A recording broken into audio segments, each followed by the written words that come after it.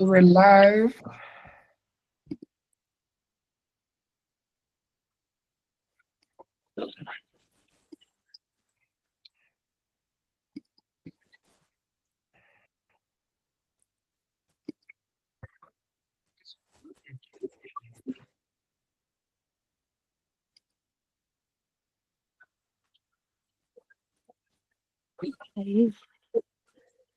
Okay, I think I'm ready. I'm live on YouTube as well. And on TikTok.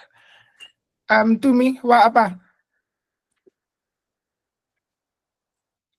I'm dishing up. Oh, okay. O re tsholele le rona. I will, guys. I will. I'm having ribs, Ooh, potatoes, and a green salad. a healthy girl. So let's call me that. Okay, let me see. Dynamic. Okay, let me try that. Good evening, everyone. Thank you so much for joining tonight. We are going to be talking about how the one armed sister sweeps a house. We normally start with like intros and stuff, but Peladi, that's up to you. How you'd like to start the session? I'd just like to know who's joining for the first time. Okay, you're joining for the first time and you are hosting us. Yeah, Amazing, awesome. I did watch I watched the last meeting that you guys had just to like get a general idea of how things go. Okay, Yeah. awesome, awesome, awesome. So I'll hand over to you. Hi, Neo. Hi. I'll hand over to you, Peladi. I'll be in the background working gadgets and stuff. Okay.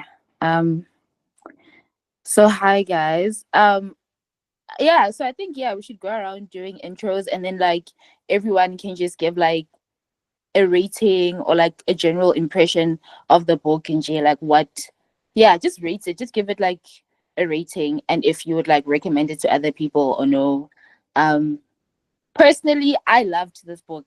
I really loved it. I went back to Instagram and I checked. I read it in 2023. And I really like it resonated. I loved it. I loved the characters. Well, I didn't love the characters, but I like what the author did with the characters and what she was trying to get at. So I would personally give it like a 5. But I know that people were complaining in the group chat that it was very like trauma heavy. So yeah, anyone can go next and just give it a rating. I'll give it a 5. I'll step in, and then I think maybe we can go down the line because I'm A, and then we can go down I'll call out people's names. So I read the book, I think in 2022 or 2023 as well. I was intrigued by the title. And so from the title, I was like, I want to read this. I would give it a 4 out of 5 because I enjoyed the book. Hey, I thought the dialect was something that I wasn't used to, but it wasn't as outlandish. So I didn't struggle as much as I did with the eyes were watching God, right? So I could keep up with the story. It was a difference for me in that this book didn't have a lot of plot. So that was a different thing for me. But you know what? Solid book. I'll give it a 4 out of 5. I think it was a valiant debut novel from the author, and she should be proud of herself. Then I'll hand it over to Esther.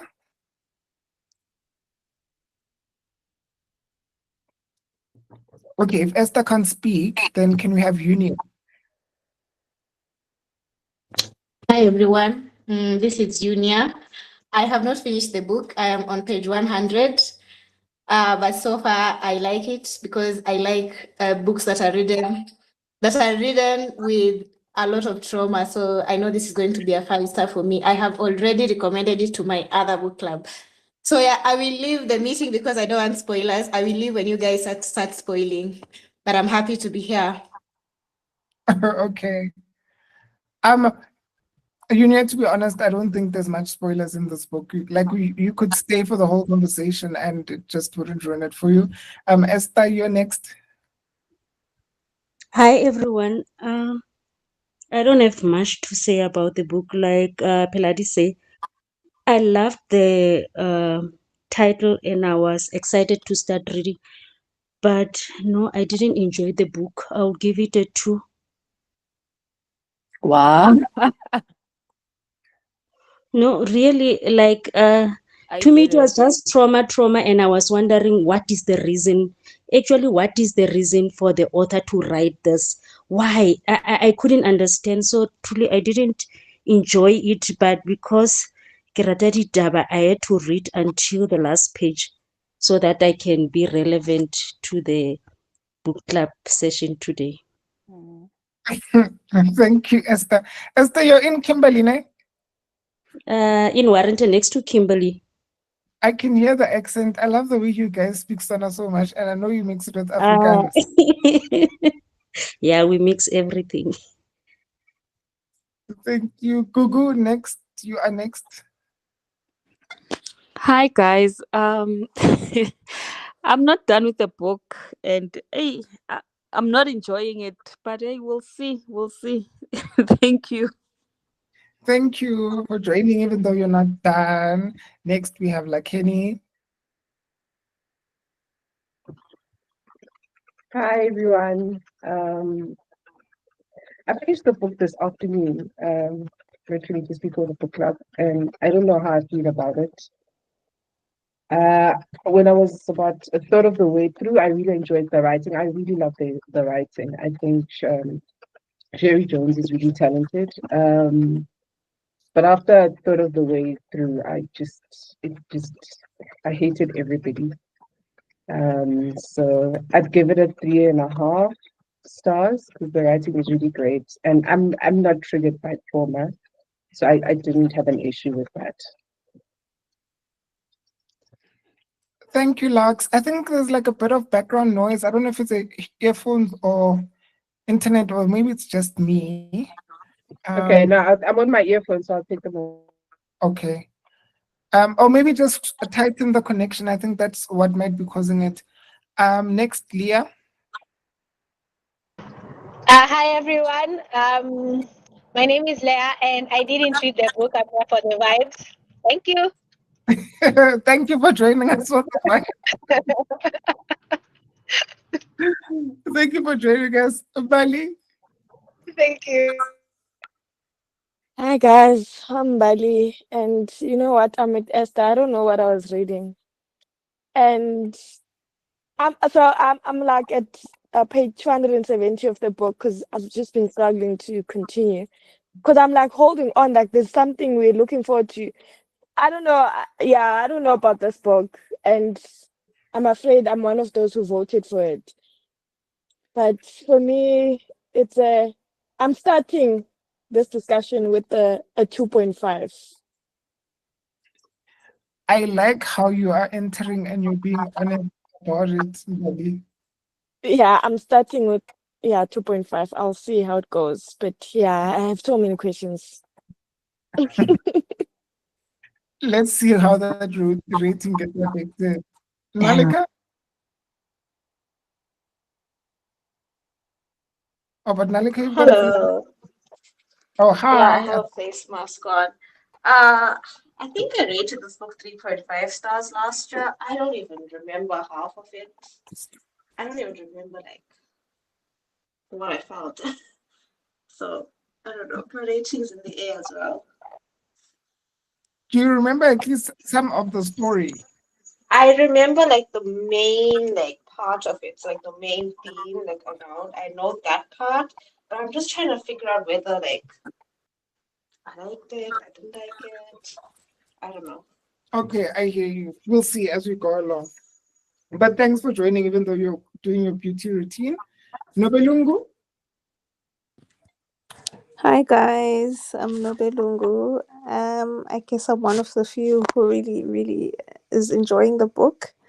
I'm also not done, but which is what makes me, not sure of my rating. But so far, I'd say right up there along a 4, because I really am enjoying the writing. I get that the plot is quite slow or stagnant. It's revolving around the same thing, but keeps jumping back to the past. But it's the writing that is really, doing it for me. I find her to be very patient in telling the story, especially how sensitive or how deeply it goes back. So I understand in terms of the pacing of why she's paced the story in this way. So yeah, I'll give it a 4. Thank you, Nabelungu. Next, we have Neo. Hi guys. I see that when I had a similar idea to crochet through this session.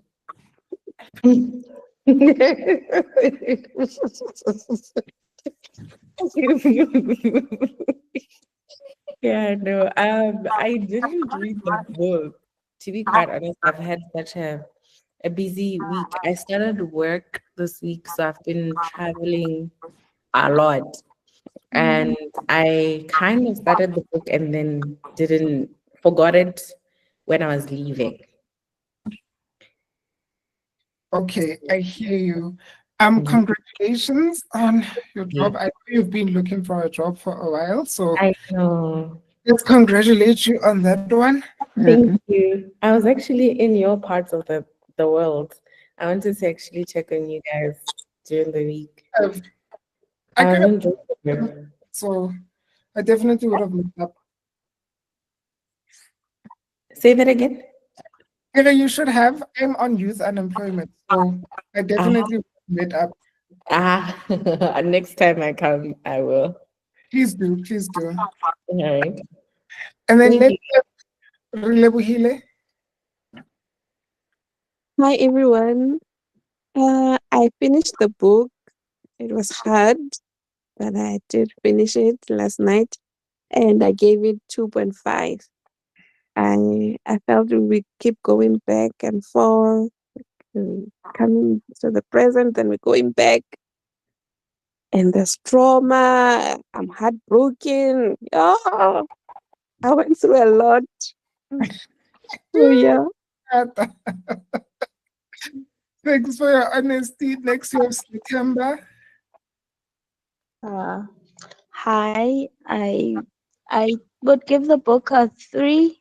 The writing, I found it very beautiful, but for me it was also too much.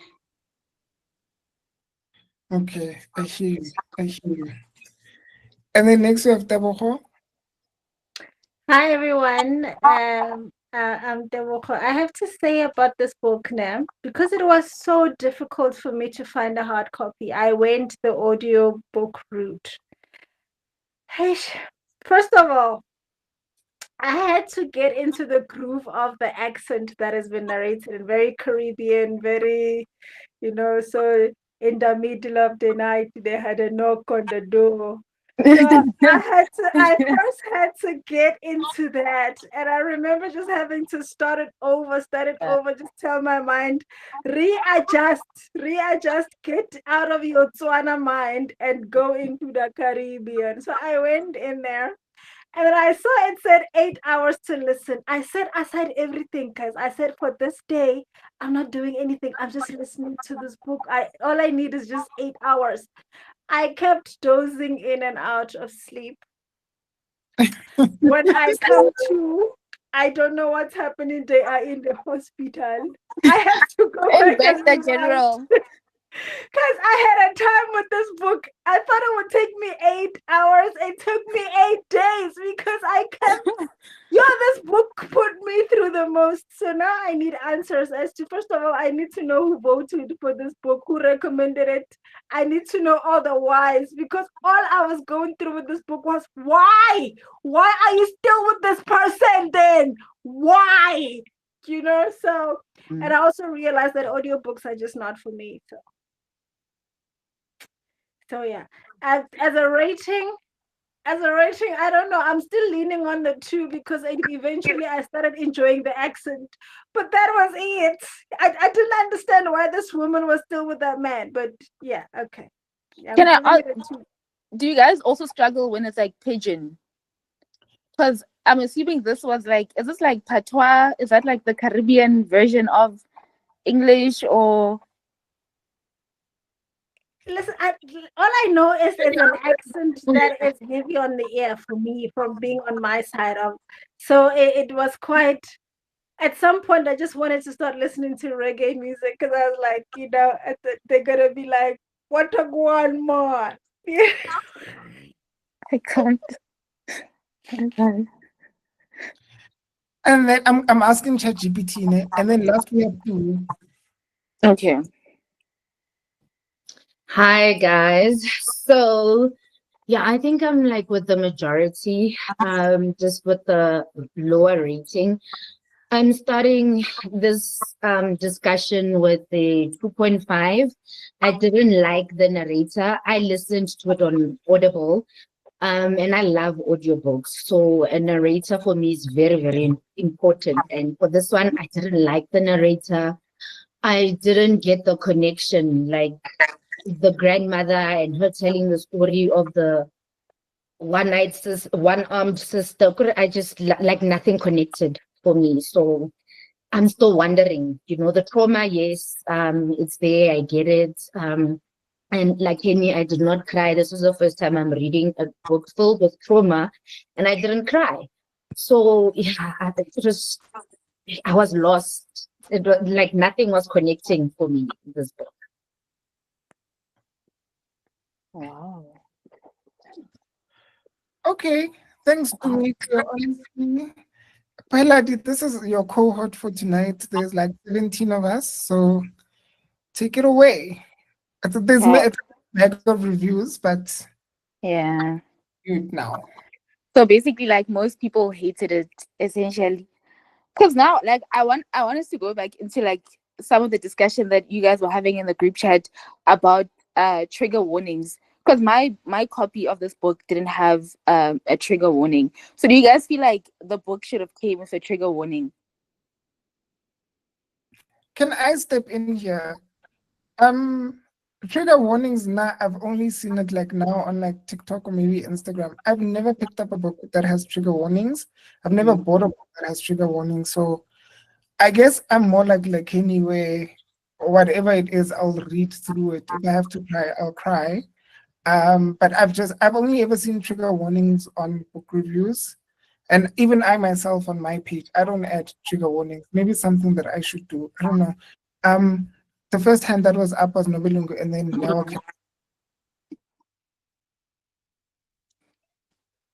I'm glad that there weren't any trigger warnings, although there's one particular trigger warning that I always wish people would give when it comes to child death, because that one for me, is like, it's a big one. But when it comes to books, I don't know. I feel like I would have missed out on such a good book had I been given the trigger warning, because then I wouldn't have read it. But I also did enjoy it.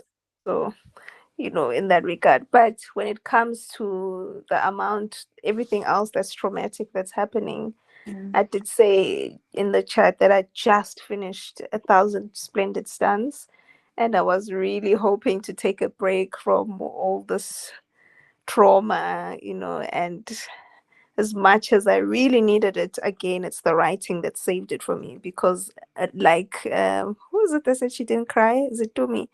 Yes. So like her, I didn't cry even though I was, all traumatized out, but I felt like, the way she wrote it, kind of helped a bit so that it's not too traumatic on my end. Pepper.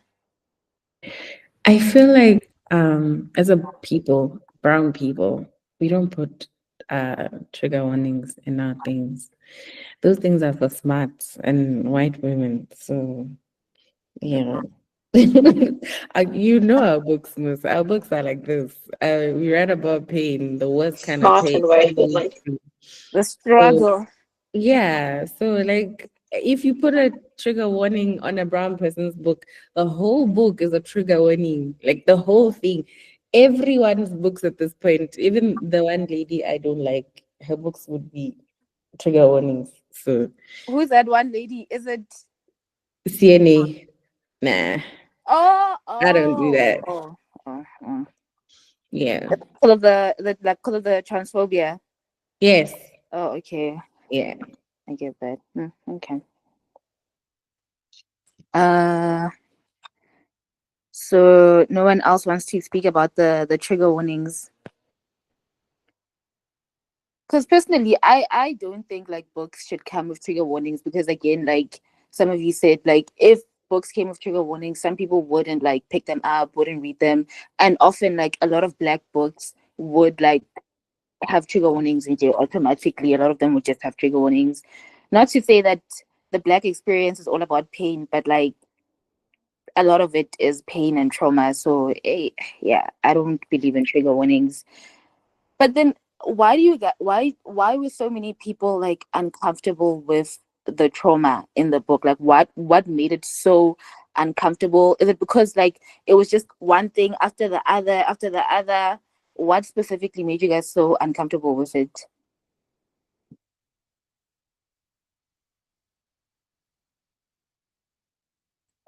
Mm.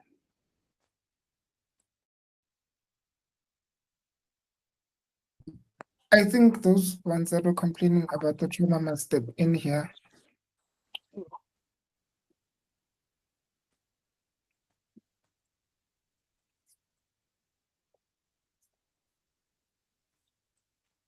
Because I know it was a lot. It was like you kept waiting for things to get better, but then they low key don't get better. It's just like it just keeps going on and going on. Like it's every chapter was just like a new layer of something bad happening. So I get why so many people complained about that. Mm. That's reflective of life, right? Like sometimes things don't get better. We've got a hand from Flora.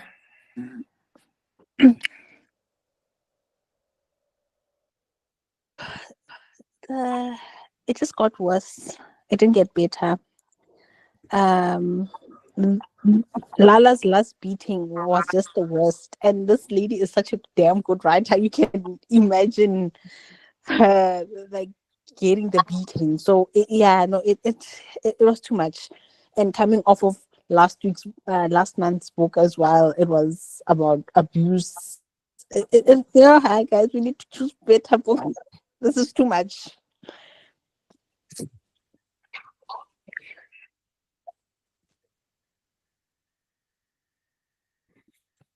I hear that, but they were voted for. Um, Peladi, do you have another question? Oh no, Nalita.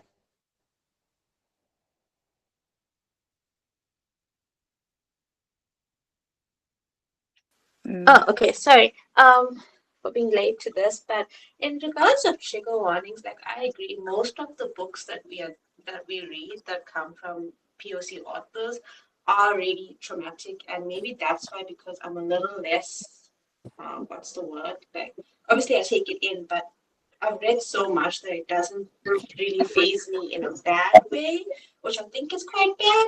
But we need these stories, I guess, because even if they're not like put together very well and like we don't agree with how it's written or whatnot, we we need these stories to read and see the perspectives and what happens in a lot of places and with a lot of people.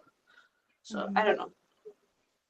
Yeah, I think I agree. Like for me it's not that like I've read too much of them and now I don't feel anything. It's that like I actually do want to feel something. Like it kind of feels good if I'm reading something and it's actually making me cry. Like I want to be triggered. Like that's what I'm chasing. So for me, I don't really mind it. The only time I like remember being tired of like trauma overload was like during the Black Lives Matter situation, and then like a lot of like books that were being recommended, and like like movies and stuff, like Queen and Slim, as well. Like a lot of movies that were coming out at that time were very much about uh police brutality. Like that's like it just felt like an overload, like on social media, in film, in books. Well, that's like the only time I felt like, okay, I'm tired of black trauma now. But now I don't know, I'm not mad at it. I feel like I embrace it. Nalika. Okay, so I just wanted to respond to that. Like, I really get what you're saying because, yes, that is true. As much as we need to read books, there's also like books that are, what's the word, trauma porn, if I can say that, in a live that's being recorded on YouTube. So, like, whenever I see a little life, I always like give raised eyebrows because I know a lot of people say that that book is just literally trauma thingy. So, yes, there is, as long as it's done in a way where it's not. Uh, Sensationalized, I would think. I think it's good to like what she said. Mm. Do you guys think Toni Morrison is trauma porn?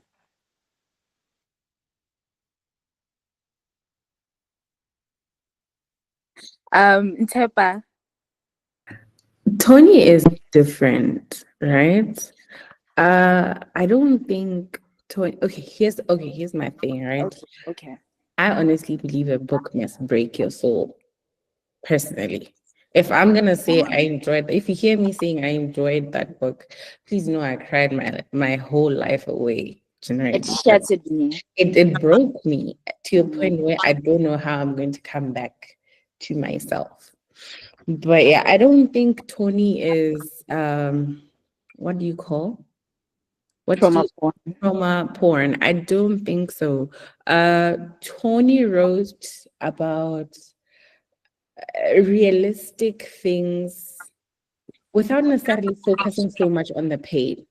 Or rather, I think it was just entirely her reality. That's the generation she came from.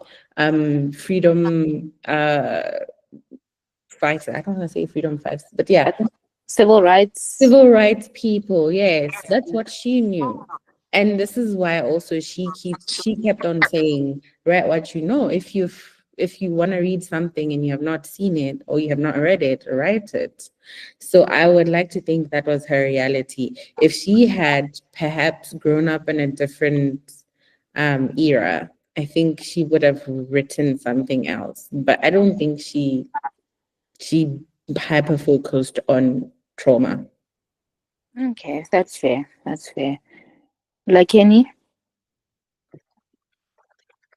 I find it interesting that you mentioned Toni Morrison because when I was reading this book, I thought of her writing as well because of the trauma element. But um, I don't think this book did it as well as Toni Morrison does. Um, but I don't think it's trauma porn. I personally didn't think the book was traumatic. Um, and I think what Toni Morrison does well, and one of the things she tries to accomplish is to tell Black stories that have a background of white and colonization and all of that, but centering Black people and our own issues, right? Which I think this book also did. That the background was colonization and that history in Barbados, but it was our own decision making and the fact that we as a people also can make really questionable decisions. And we don't always shine that light on some of kind of our contributions to the problems that they create in our society. And it's realistic, right?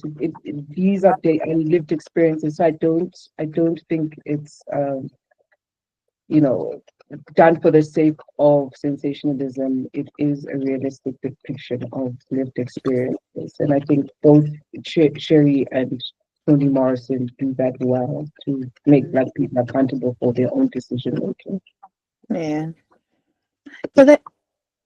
Oh yeah. Okay, Deborah, you can go. Thank you. Thank you. You know what it is for me is that I also love a good cry while I'm reading. I appreciate a good cry. But I also like to blame the writer and like to blame other characters within the book. I don't like to blame the main character. I found myself blaming the main character so much and judging her so much that I even started to feel bad because I was like, no man, at this point, it's not the author that's doing this to this woman. It's this woman making these choices that I don't like. And Yeah. that's what I had a problem with. And I was like, no man, as a reader, I don't want to be blaming the main character. And I want a bit of hope. As much as things get tough, and I know that our stories are laced with pain and suffering and trauma, and that's what we are trauma bonded on. That's what we relate to the most. But we also hang on to a bit of hope. You want to know that this main character is fighting. They are making certain choices. They're trying their hardest. For me, I was like, this girl is choosing the struggle. This I girl is sitting there and making these choices and bringing all this pain upon her own life. And I was like, oh my god, I was so mad at the girl. I usually want to get mad at the author and get mad at the other supporting characters, but I found myself being mad at the main character. Like, girl, you need to fix your life. like you need to get it together. Like, you know what? You need to do better. What is wrong with you? Like lock in, girl. Come on. It's Come like on. blaming the victim. It's when victims speak up and you start blaming Yeah. the. I felt like I was doing that. I was like, I'm victim blaming here. This is her fault, so she Because cannot be crying because this is her yeah, fault. it's like you're staying in the situation, and also because like the author did kind of like warn us in the beginning with telling her, like with the grandmother Esme, no, the grandmother is Wilma telling Lala that story about the girl that goes into the tunnel or whatever and gets her arm um eaten or whatever, and like Lala's response to the story sort of being like sort of like admiring, being rebellious and like doing things that other people wouldn't necessarily like want. Like she kind of like enjoys the idea of putting herself in danger. She sees it as like being brave or something.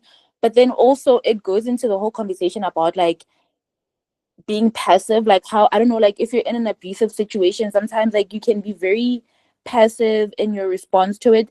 For me personally, I felt like the real villain, the first villain of the story, I felt like it was Wilma. For me was like the first villain for what she put her daughter through, and like this whole idea of like protecting your man and sweeping things under the carpet, knowing very well that Carson is a pedophile essentially, and just staying married to him. Like she's devoted to him. Even the beginning of the story, it's her coming back from the hospital from visiting him, and like she's so dedicated to this man that she knows is like a terrible person. So I don't know, like can we start and like just unpack Wilma J as a person and the way that she moves as a woman and the things that I expected of her. Na Tebogo, were you first or Nalika? I think Nalika.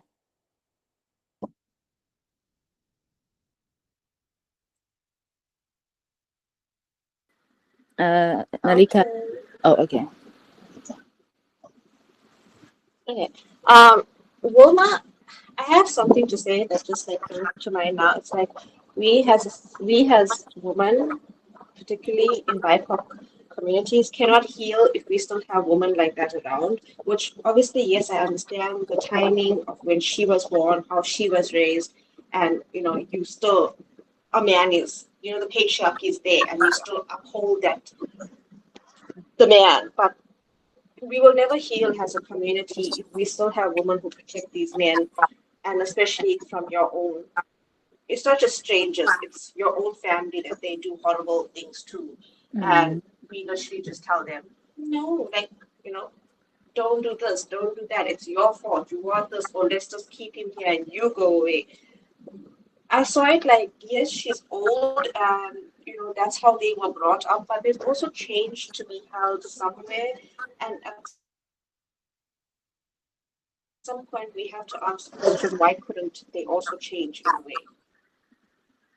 Why couldn't they change? Like, don't you think it's just like the way they've been conditioned, like that society doesn't really like give you many options to change how you think. Like, mm, I get that, but I mean, like, maybe it's just coming from, like, obviously being in this era, but right is right, wrong is wrong. That's true across centuries. yeah, And I just feel like there's so much of stuff that could be healed or someone could heal from if we didn't have older women in our lives pushing the agenda of this stuff. Because there's still people who do it nowadays in this day and age. I know people who still believe in those same sort of ways of blaming the girl.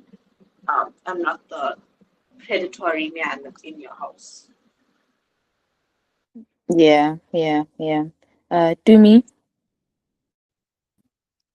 Yeah, I agree with Nalika.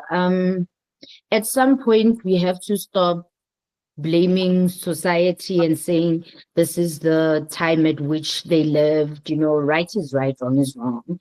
And I honestly thought that that man was Wilma's slave owner. I don't know. I didn't even know that it was her husband. That's a See, her. that's how lost I was. But yeah, I think that with with that even in mind, knowing now that it wasn't even her slave owner, it was her husband, and her husband raping his own child, that makes it even worse. And how are we expecting her daughter and her granddaughter not to like have that trauma that they were going through? I don't know if the granddaughter knew how she came about, but I don't know how Wilma expected or how we are expected or how we are expecting the daughter to turn out. I don't know, turn out okay is the thing, but just like, Yeah. yeah, with women like her, like girls are not protected. And if this was okay for her to just sweep under the carpet, is she the one, sister Wilma? Because she's like sweeping things now under the Sweeping things carpet. under the exactly. So Actually, maybe you guys can help me there because I'm not sure. But yeah, I'm yeah. very mad at her, and now I hate her because I know that the guy was her husband, not the slave owner. Not that it makes it any better if it's the slave owner, but yeah, he's in your house, bruh. Yeah, it's No like man. she had a choice and she chose to still stay with him and continue. Because Exactly. to her, she saw it as though she was protecting her daughter by making her daughter sleep outside in the outhouse or whatever that smells like shit or Hmm. whatever to protect her from this man. But you're still sharing a bed with this man and the life of this man. So yeah, she's a real villain. Nobelung. I also really didn't like Vilma at all. Or is it Wilma? But I sort of understood, guys. This is where I say I understand based on the plot, because I feel like again, that's why she was writing the book so slowly, because it's one of a collective healing and the importance of healing, because Wilma herself got married to Cousin as a teenager. She didn't know much. She was also like pushed into this marriage, and things happened to her as well. So from not healing from that, this is now the trickle down of what happened to her daughter, and now what's happening to her granddaughter. You see, so that's why. So whenever she was doing stuff, yes, I detested her for doing that kind of stuff and holding it. But you can also see her trying to fight it. But it's just that maybe she doesn't have examples, or she doesn't have other people that she can look up to or relate to in terms of a rebellion for her. For example, the naming of her daughter, her actual daughter, when she was in hospital and the nurse mishears her, and her daughter ends up with a name that she didn't give, but it's something that the nurse thought she said, but she couldn't speak up to say, actually, that's not what I said. What I said is this. So her daughter was called a name that she didn't give. You see, so even so, you have that bit of a background on Wilma in terms of she's never been one to be able to stand up for herself. So that's why when we start off the book, I think that's why the Stella name Lala doesn't like. I think that is a name that now she was trying, because again, that's what I felt like a lot of the time where their clashes were, is that Vilma is trying to, fix things through Lala. But Right. again, she Yeah. doesn't know how to.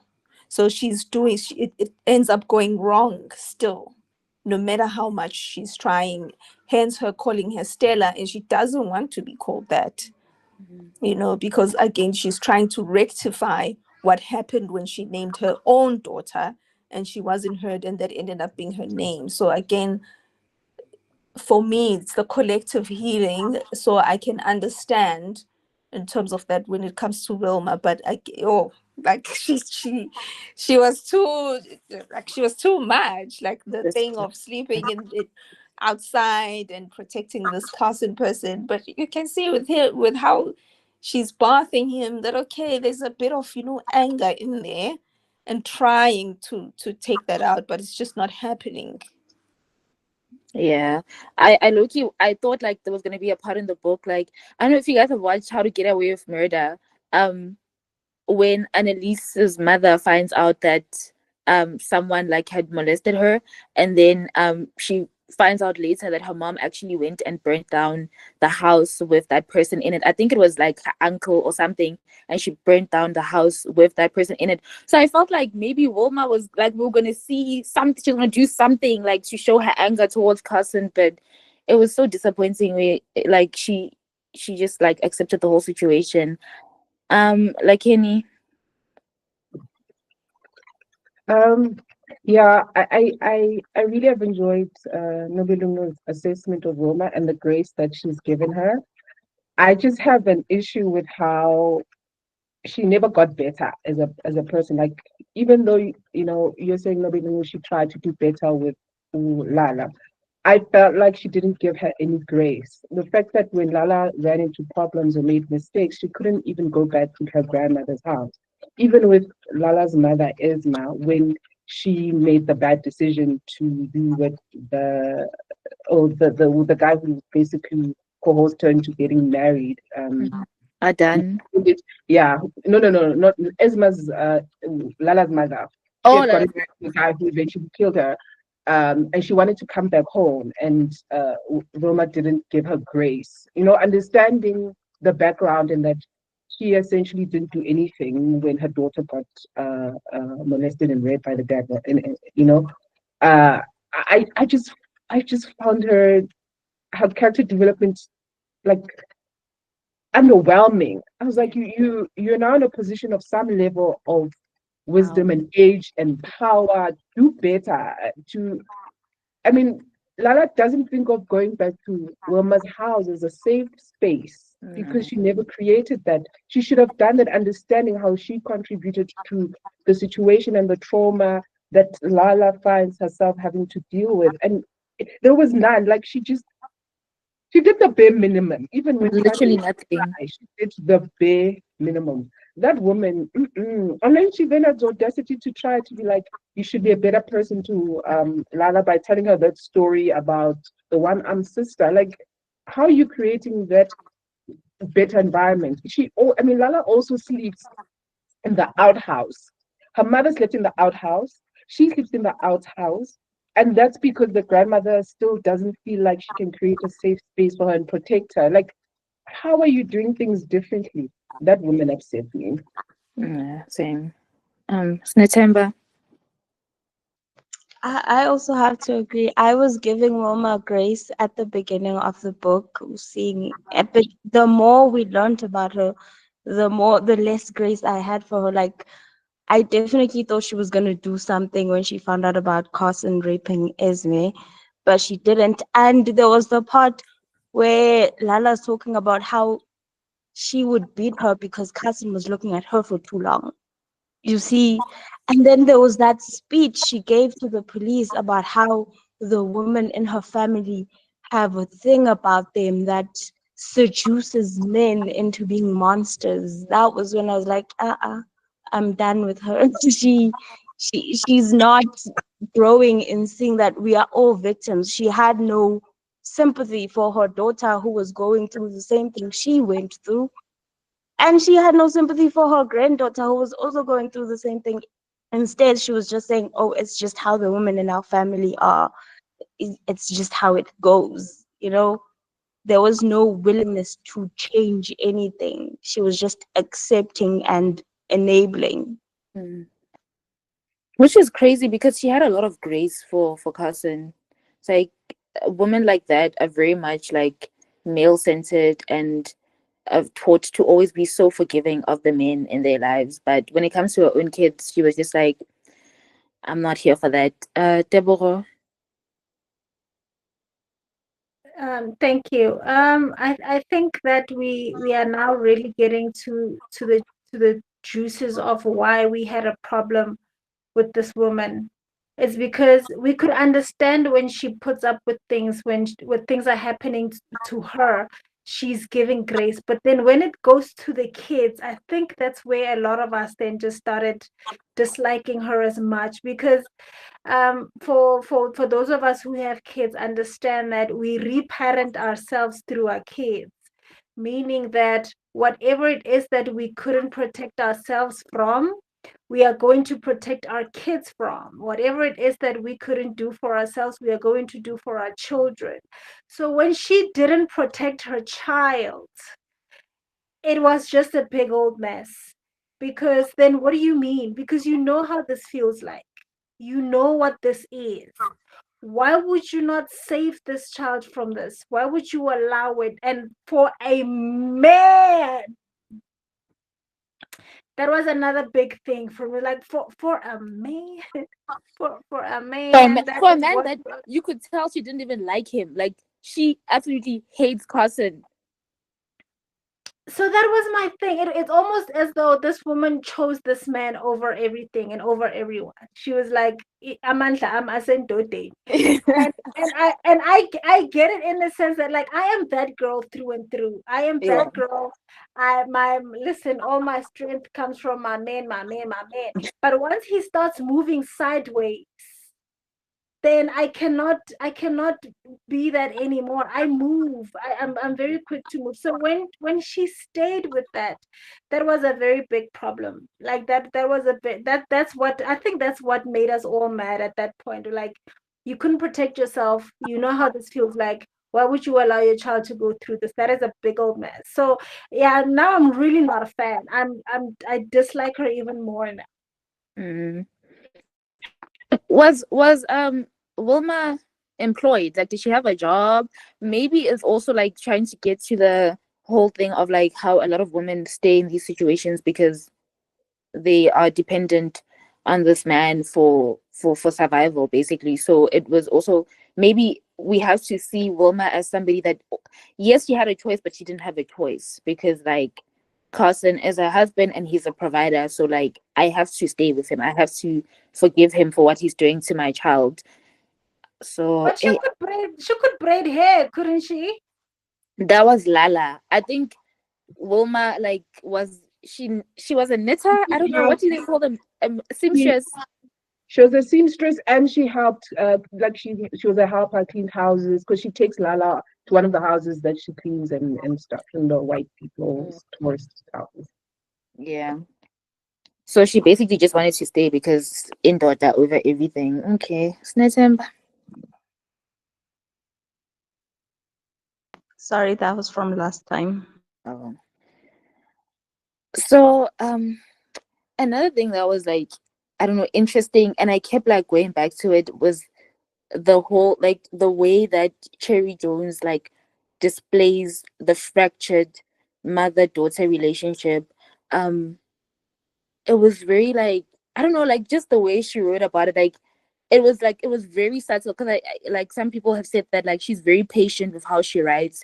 So even the way she like displays this fracture between a mother and a daughter, so the moment like with between Wilma and Esme, um where like there's like a little tiny rejection, like I can't really remember what happened, but like Esme just wanted Wilma to kind of like acknowledge what happened to her, acknowledge, like just sort of like give her some sort of like affection, but Wilma doesn't do that. And I think the way that Cherry Jones wrote that was just so beautiful. So like if we can just like talk about that, like that fracture, and also like this culture of like silence, like not even acknowledging to Esme that this is what has happened to you. Snatemba. I think it's after the Carson incident, and I can't remember. Esme says something, but Wilma instead just goes to get the skirt that she has for her. That's what she does. And I think at a later point, Wilma also brings up that Esme said something along the lines of, "Even when he raped me, you didn't comfort me." And it kind of goes back to the fact that even with those words being thrown at her by her dead daughter, she's still kind of just doing the same thing over again. Nobolungi. Okay, when it comes to that mother-daughter relationship, that's one of the things that I think Wilma really, really failed at and struggled with.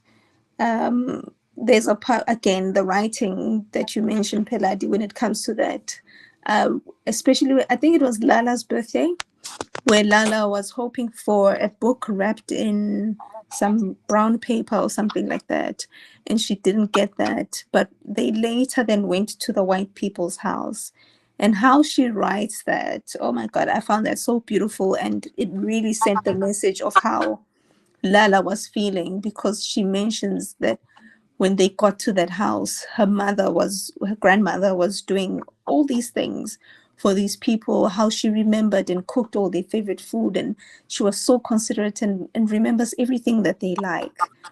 And it wasn't even their birthday. And like that really sank how she wrote that. But also going back to her treatment of is it Esme, her own daughter, it's almost as if she thought that if she displays hatred towards her daughter, then Carson would also hate her daughter and then leave leave her alone. So that's what I saw in her, but unfortunately that's not how it ended up working. Yeah, she had a very funny way of like protect, like what it meant to her to protect her child and like showing love. I don't even think it was love, but yeah. Ntepa. Like I said, I haven't read the book, but like from what you guys are describing, I'm thinking that's probably what she thought protecting her child meant. You understand? Like she didn't know any better. If I to put it lightly, she didn't know any better. She did. I hate saying this, but she did the best with what she got at the time. But yeah, it's triggering definitely, and also maybe it's not that she doesn't know how to write a mother-daughter relationship. It's that that's what she knows, and what she knows is limited. I don't know if I'm making sense. Mm, mm, mm. I think I hear you. And also, like, this book feels very much like it could very much be like a South African. It could be about a South African story, because I was also reading the back. I think like the last page where Cherry Jones explains her inspiration behind the book, and it sounds like it was sort of based on a true story or something. And like she was talking about a UN statistic or something about how like the Caribbean, especially Barbados, has like an issue with domestic violence and abuse, and how normalized I don't know if I can say, but the R word is in the Caribbean. And so, like, as I was reading it, it very much felt like a South African book. And then also, like, now when you guys mentioned that Wilma was a domestic worker, and how when she was tending for other people's children, she was very attentive. And, like, that's like the story of a lot of like Black mothers back in the day, who had to go work for Bomedemo, and then their own kids were sort of neglected and had to raise themselves. So, yeah. What did you guys think about who's this? Is it Mira, the other lady, the one whose husband Adan kills. Yeah. What did we think about Mira as a character? Because it kind of feels like she wasn't that much. She was a big part of the book, but she wasn't like, her story wasn't that compelling.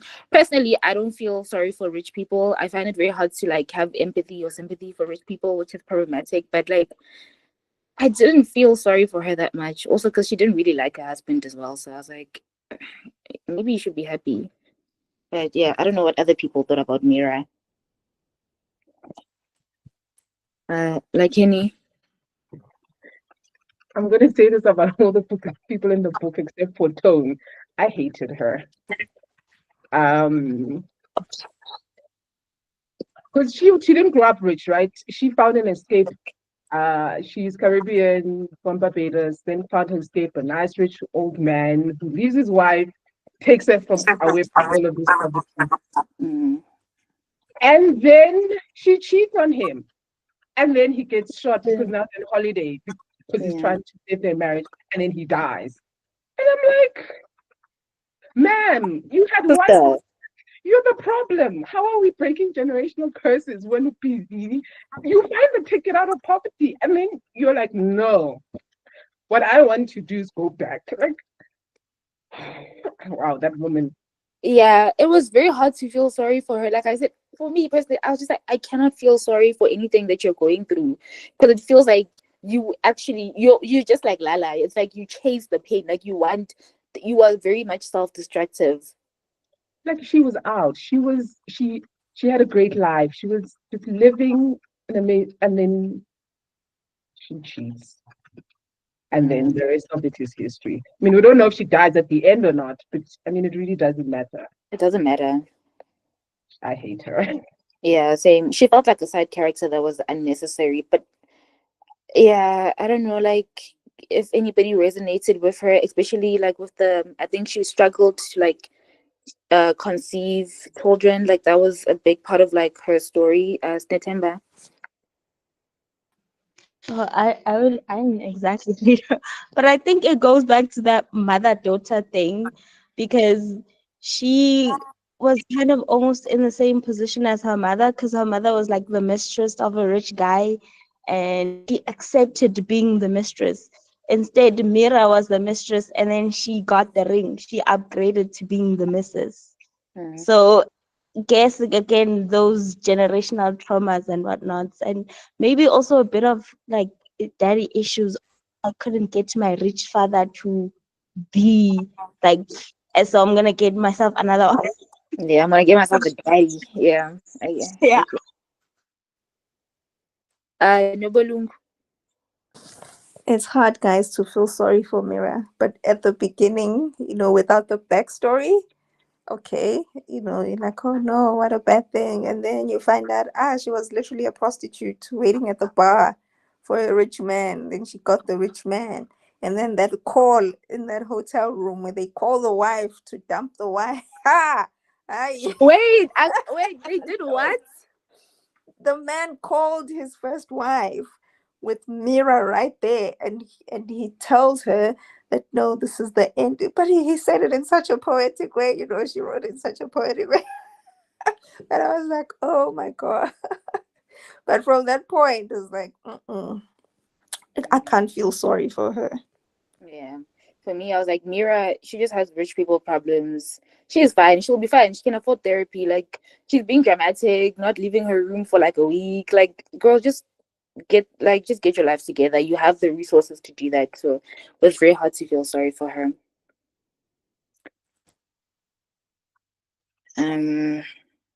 Who else? And then also like the whole dynamic of like, one thing about the book, like this whole juxtaposition of like this island, people on this island, you have like the rich people, the tourists, and then you have, the poor people like your Lalas and Adan, and like crime and stuff. Like, what did you guys think about that? And also like, yeah, like the crime part of it, and how the whole thing just ended in tragedy. Like I said, this book, Shem, it honestly, it felt very South African. it felt very South African, because I was like, the things that are happening in South Africa now, that could easily be like a lot of like people's experiences in like a Cape Town, for example, where like for some people it's like this nice holiday destination, but then there's a lot of people that live in the townships in Cape Town that have been complaining for years and years and years. So Tebogo. Yeah, thank you. And let me apologize because before we talk about what you just asked about the crime, I just want to take a step back just a tiny bit and ask this question: is that it seems as though the mother-daughter relationship is a global problem, right? And I want to ask this as to everybody, especially to everybody in here, is that what is the imbalance? Like, what is the cause of this mother-daughter tragic relationship? What, like, it is so tragic, and like you could hear anybody from whatever like from anywhere in the world.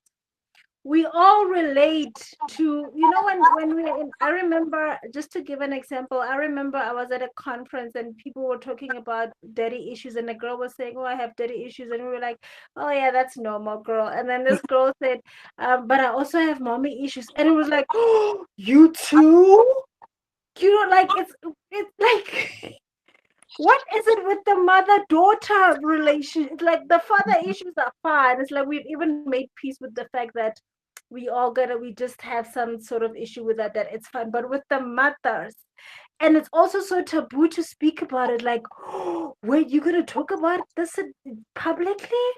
What do you mean? We all have the same problems, but we don't speak about them. What is going on between mothers and daughters, guys? Nobelungu. Guys, this is like why I like the book, Mina, because I feel like this is the point. This is the entire point of the book. And that's why I feel like, oh, she drove it home, you know, in terms of highlighting the importance and the how interconnected we are, especially on the woman front, and the need for collective healing and the need for actually speaking up and the need to actually address things, because you can see that from Wilma, how she got married, down to her daughter, down to her granddaughter, that you can even tell that Lala herself was going to go down the same path when you look at her relationship with Aiden.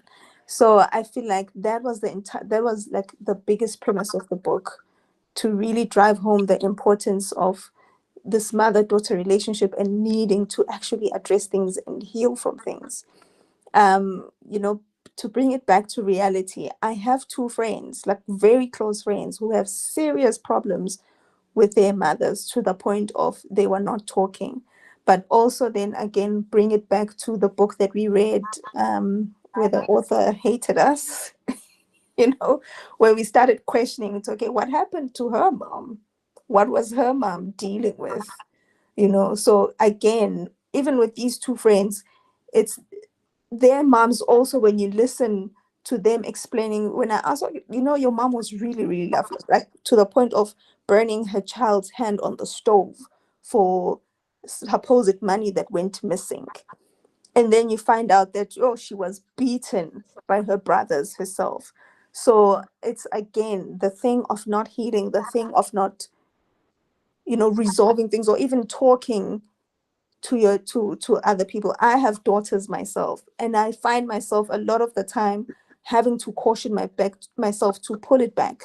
For example, you will find that when parents discuss this thing of wearing short stuff on TikTok, they're like, oh no, you mustn't let your kid, you don't love your kid if you let your kid wear short things, then you clearly don't like, you want them to display themselves. If you really love your kid, you will protect them, you won't let them wear crop tops, you won't let them wear short things. But then when you really interrogate that and you understand where that's coming from, you know, I find myself having to like pull myself back a lot and allowing myself to think, okay, when am I allowing them to wear crop tops? You know, they are young, they're 7 and 5 years old. So there's very little things, again, when you go back to Wilma's mom, where you like end up in a point of, now it's going to look like this is hatred. So imagine if my daughters now are teenagers and I like, no, you can't wear this, you can't wear this. That will put strain on a relationship. Oh, my mom is so strict. She won't let me put makeup. My mom won't let me put nails. But it's stemming from somewhere because I don't want her to get male attention, which is also what Wilma kept doing to Lala, kept doing to Esme, trying to like, oh, you must stay in the house. You mustn't do this. People must not see you. So again, I feel that's why I feel like I really enjoyed the book because she really did drive that point home. I agree. And Tepa? I think a lot of times when we're speaking to the mother wound, a lot of times why a lot of us can relate when it comes to that hardship. I don't even know if I should call it like a problem, but that hardship of relating to your mother is because for the most part, your mom is the parent that chooses to stay. Unlike most people, or rather, she becomes the parent that has no choice but to stay. Dads, on the other hand, some moto can just leave and not show up and not be present, or they can be there and not parent you. They have that. It's just that thing that can do. But moms, on the other hand, they have to. They end up having to parent you. And now you'll find that most of them are also parented from a very wounded place, and they also parent from a very wounded place. So in some instances, they project and subject you to without even trying, abusive environments, like what you were saying about policing what your children wear. It's not even about your children at this point. It's not even that you think your children are too fast or anything. It's just you are afraid of what men are going to see when they see your children dressed like that. You see what I mean? Like it ends up being like you end up parenting your children from a place of fear. And nothing about that is healthy. So I think until we all get to a point where we learn to parent our children and parent ourselves from a healthy place, then we have a big problem. If you don't parent yourself before you parent your kids, then you're always going to have a problem. Also, the other thing is that you might find that in the process, you might have to parent your mom as well, because you might want to fix that before it starts triggering you all the way to hell. You might want to fix that.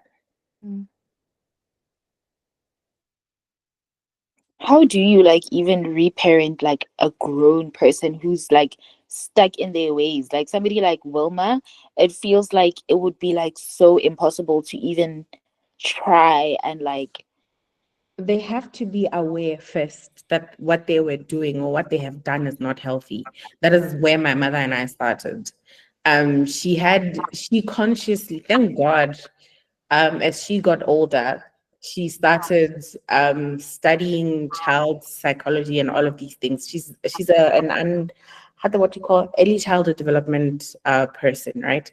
So I think because my mom had me young, I would like to think most of our relationship came from the fact that she had me young and she had been parented a certain way and she thought that was right. But thank God, as time went on, as we both grew up, we both learned better. Because I can happily say right now we're really good friends in that we respect each other so much. Like I think one of the people who respect me the most in this world is my mother. So yeah. Oh, that's beautiful. That's beautiful. Nalika.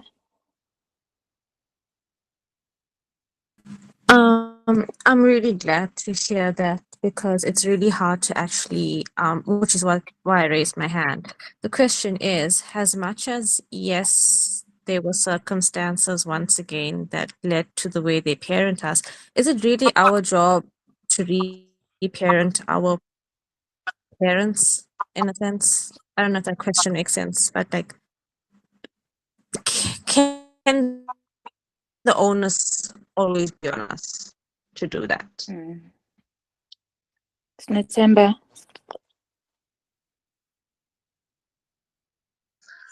I also think, the whole mother-daughter relationship thing can also come from a lack of empathy. I think mothers have experienced life as a woman for a long time, and they sometimes have the idea of, if I got through this and I survived, then you would also be fine. I don't need to be sort of sheltering you too much. You also need to know that the world is cruel, and I will teach you that cruelty first, so that when you go out into the world, you're prepared for it. Mm. So it can come from that mentality. Yeah, yeah.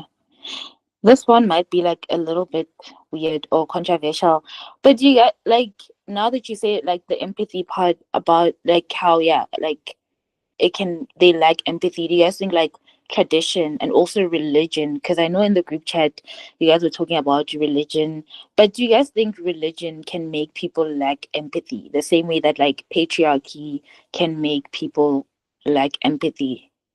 Because it kind of does sound like Yes. Wilma was so rooted in yeah, yeah. um So the ending, I mean, there was no happy ending. So what do you guys think about the ending? And also like, can you guys maybe think, if you were going to give the book like an alternative ending, how would you have like had things end instead of the way that they did, with like the baby dead and Lala having to like plot her escape? What would have your alternative ending have been?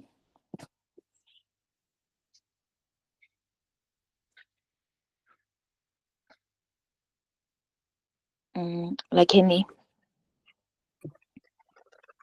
Um, I like Tone. That's the only person I felt like I felt real empathy for. What happened to him when he was younger and his rape, and he still. I mean, he was obviously very angry and didn't tell his mother, and then ended up in jail. Even the Sheba talks about how he was a good person, how Tone was a good person. So that's the only person I felt like, despite what happened to him and his and the trauma that he endured, he still tried to make good decisions. And in the end, he then gets arrested for the murder of baby, and I was sad about that because he got caught up in Lala and Aiden's drama.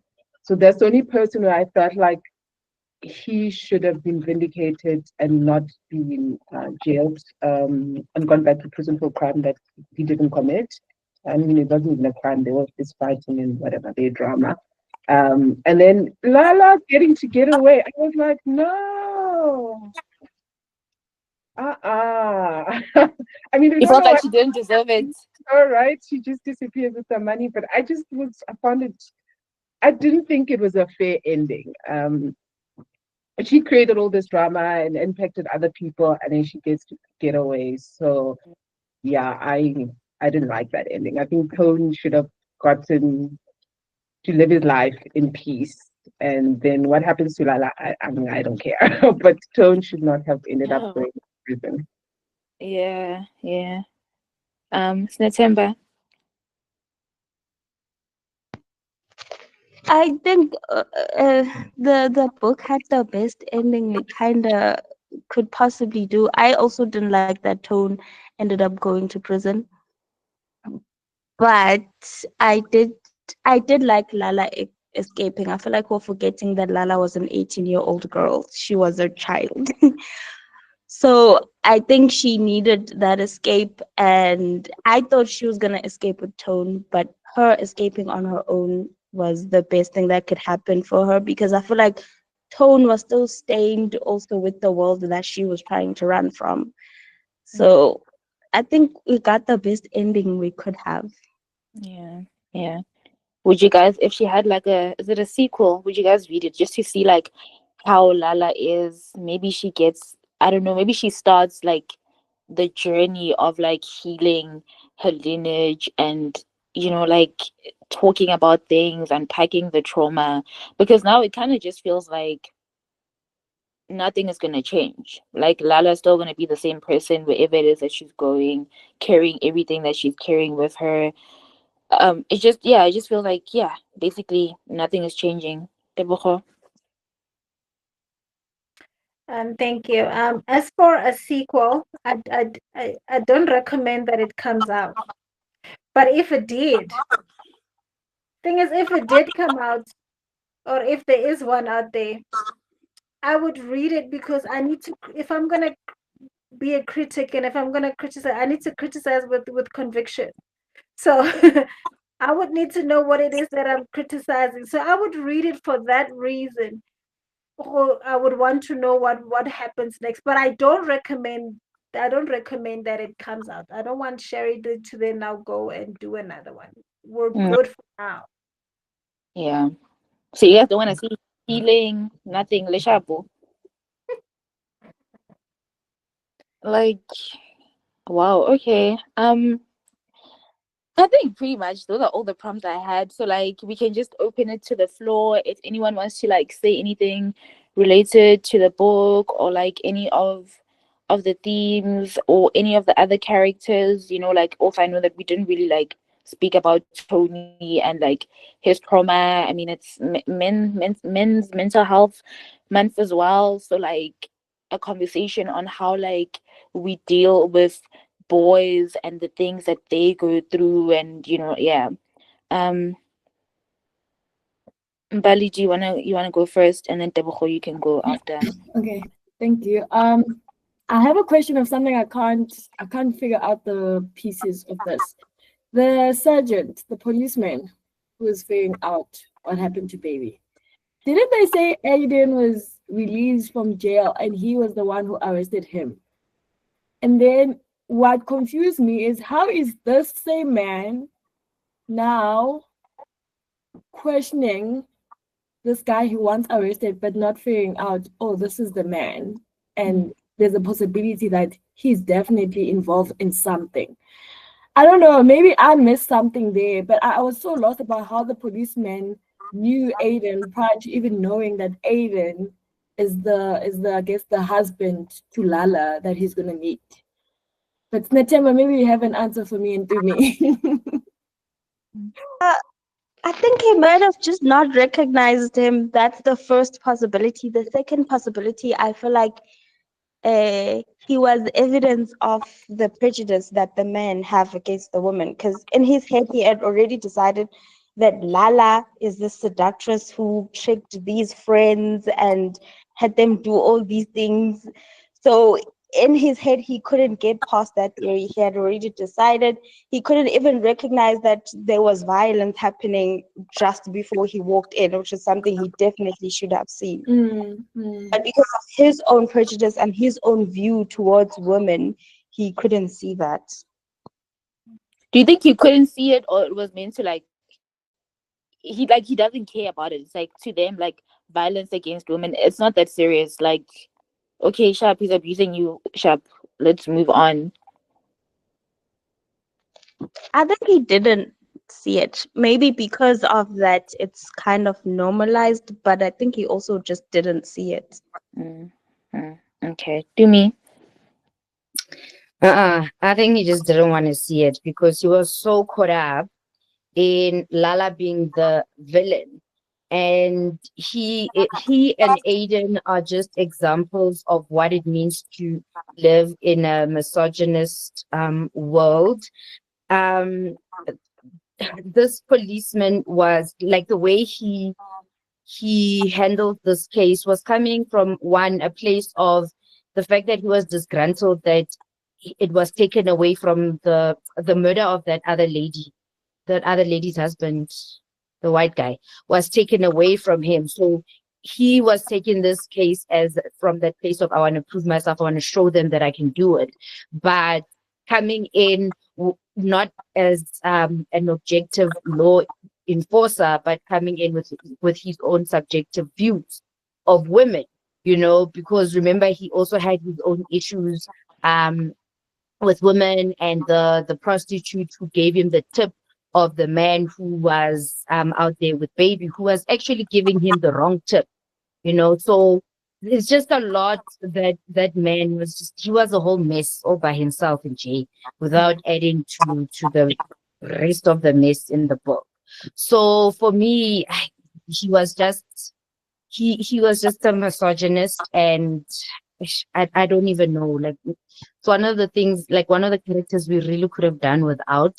But it was good that he's there to add to the case of those of us who just are always saying we the reason why women suffer so much is because of the many misogynists that we live with, and just how patriarchy is really a problem of the religion, in my view. Yeah. Natemba. Just wanted to add that it was actually disappointing. His character was disappointing because when he was introduced, he seemed like he was going to be one of the only decent men around. And then we found out that he's having an affair. Then we found out that's not actually an affair. He's just coercing this woman into having sex with him. So his character was very disappointing for me. Same. Anne Marie. I just wanted to raise, I guess, like the juxtaposition between Aiden and Tone, because in the backstory that we get, it's very clear, like the way that Tone's trajectory, and he's not perfect, like, you know, he's still committing crime. He's part of like this, you know, the kind of shadow side, but it's very clear that even he has limits of like what he will and won't do. And right at the end there, where he has the kind of, you know, the fight with Aiden, it's clear that he does have boundaries. But I think in the backstory that we get of Aiden, that I was just thinking, this guy is like a psychopath. Like he's literally just, there was nothing about him that was like, oh, I can see how there's generational curses, you know, like there's things that he's trying to, he was literally just a mad person from when he was really young. And then there was that moment where I think he has, we see like a, I think his POV from the robbery, and he has, now I'm getting confused. There was a moment where he's in a room and he has this like thought that comes to me, and he's thinking, oh, I should just go and R-word this girl. I think he's thinking about like a younger girl that was in the room, and I'm just thinking, no, you're actually just a crazy person. And so I think within that, it was so helpful to have Tone as a character, because we do see that experiencing abuse is not the be all and end all. Like you can make different decisions. Whereas, yeah, I think within the kind of mess of like people get taught these bad behaviors, there's genuinely also people that are just born crazy. And very early on into the book, I kept saying someone needs to do something to this man, because I don't know how many times we have to see this bad behavior. And then also, just whilst I'm on the topic of men, Carson. That man was being, and Wilma was collecting his, I think it was like his pension money or something, to like help take care of him at that point. And I was just thinking, literally nobody's holding a gun to your head at this point. Why are you still with this man? Like, kill him. It meant literally just leave him somewhere. He won't be found. He's not gonna run, is he? He's not gonna... I was really annoyed by that situation. But Tone is the only redeemable character. If we get a sequel, please let it just be Tone's POV throughout, and let Tone find peace. Let him find a nice woman who respects and appreciates him. All these other people, just I was very annoyed by the men, as you can see. But Tone was like the shining light, and then bless him, he's arrested at the end. I was mad at that. I was so mad. So the summary is I was glad that the writer gave us the perspective of like experiencing abuse alone isn't an excuse to keep perpetuating, because there is another way of turning out a somewhat good guy. Sorry for my ranting. Do me. Anne Marie said what I wanted to say. That part of the whole point of Poon's character, So yeah, can't say it any better. Thank you for that. Tebogo. Yeah, thank you. Another point that it just came to me as I'm listening to everybody share is that another thing that this book highlights is the power of addiction. And in as much as we always speak about abuse and suffering, and sometimes some people get so addicted to it that they don't see anything else. They don't even try to see if there's another way of doing life because this is all they know and they're going to hang on to it for dear life. Like, I think a lot of us know somebody who's addicted to a substance. Think of a person that you know who's addicted to substance. They don't see anything else. Even if you tell this person that I promise you, Fanta Orange is better than Coca-Cola, they are not going to hear you. They are like, you are just speaking gibberish to them. I think that's what also abuse does to people, is that your mind is so turned towards that whole stuff. You don't imagine yourself being happy. You don't imagine yourself not suffering. You don't imagine yourself not fighting for survival. That is all that you know, and you hang on to it. Even if somebody tells you you live in a beautiful island, you can go to the beach anytime you want and have a good time. For them, because they've decided that they are going to suffer and that's how they live their life, they don't see anything else. And I think this book highlights that so much, because as I'm sitting, I'm thinking, this woman was addicted to pain and suffering. That's why she always chose it. And in her instance, it came in a form of this man. And that's why she always chose this man. Think of somebody that you love dearly, dearly, dearly, dearly. Even if they tell you that this person just violated somebody else, you're not going to take it, because to you, this is the person that you love. You're going to say, not my beloved. They would never hurt a fly. They would hurt me, but they would never hurt someone else. I think it's blinding in that sense. Yeah, for me, suffering and pain and all of this it's almost as if we are addicted to it. People that keep choosing it are addicted to it because they don't see their lives without it. No, I agree. I agree. Does anyone have anything else to add? Give me your face.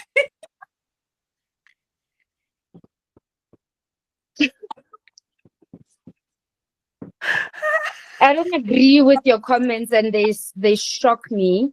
But it's a personal view that for me, I think maybe it's also because of like the work that I do and my own experience with people. Yeah, that yeah, your comments are very triggering and Wait, I'm what do you? sorry. What? I'm sorry.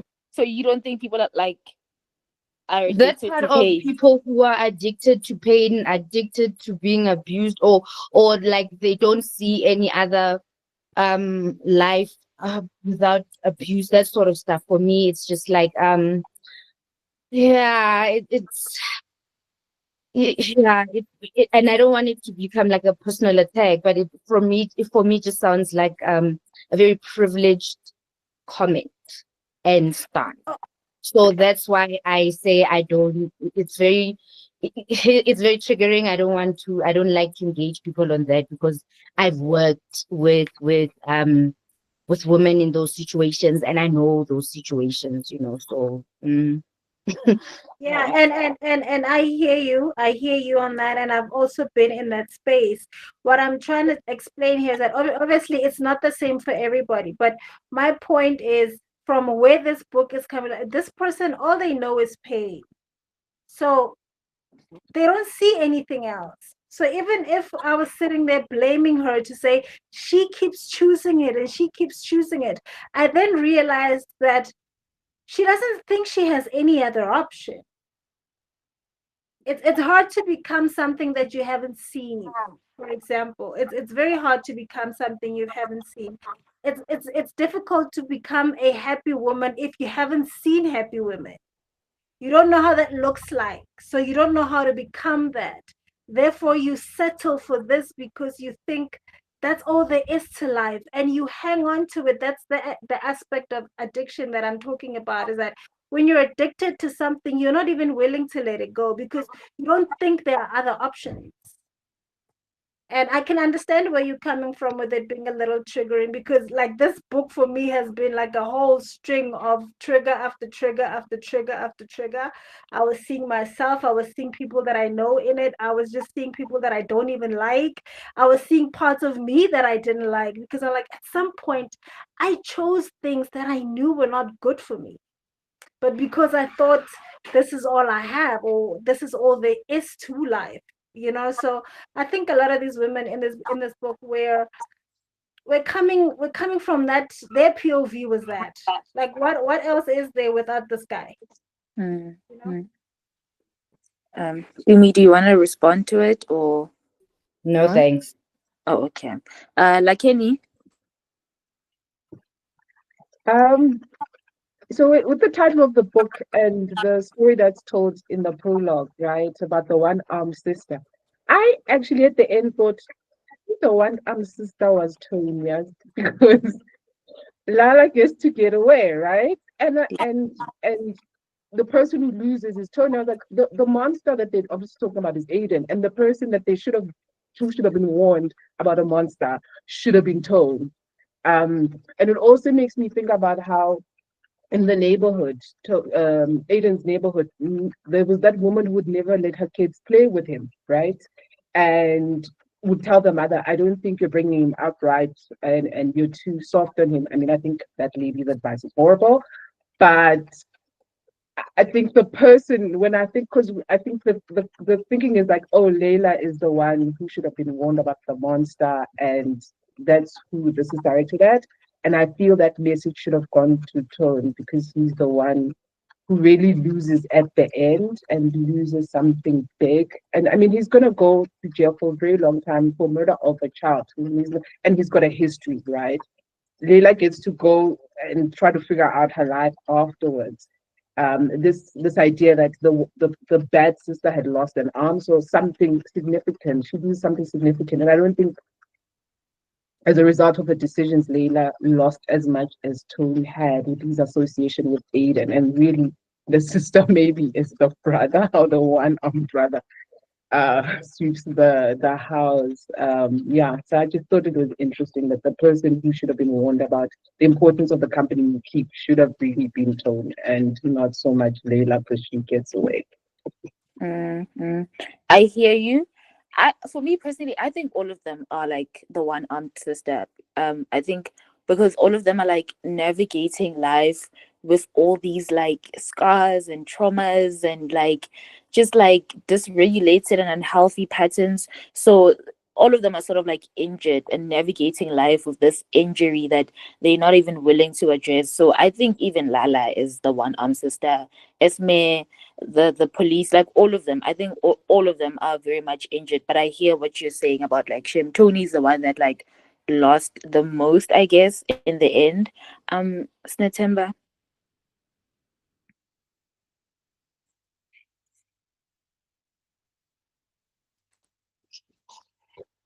Snetemba.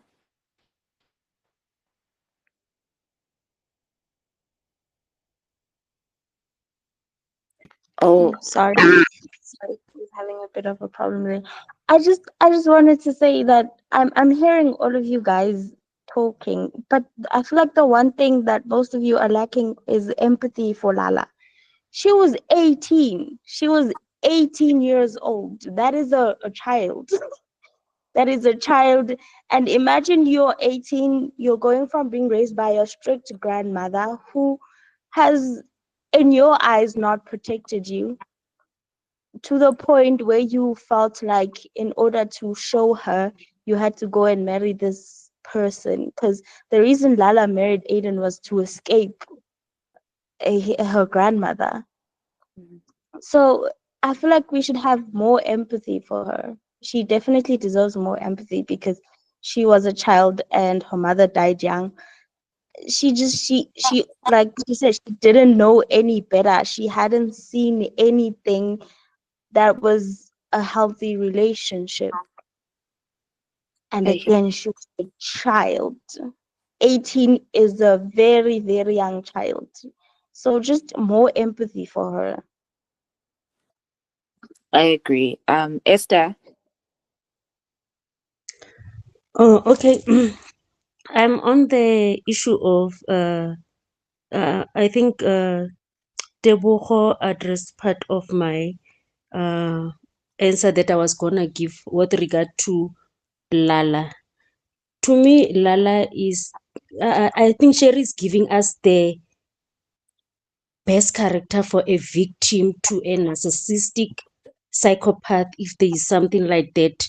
If there is anything that Sherry did that I loved was depict that, because if you're a woman and you've been in, I'm not talking about a love relationship, I'm talking about Mjolo. Everyone knows Mjolo is just a pandemic. So if you've been there, you can just identify, oh yeah, I can relate to Lala, and staying there, like when you are there, you don't even see the way out.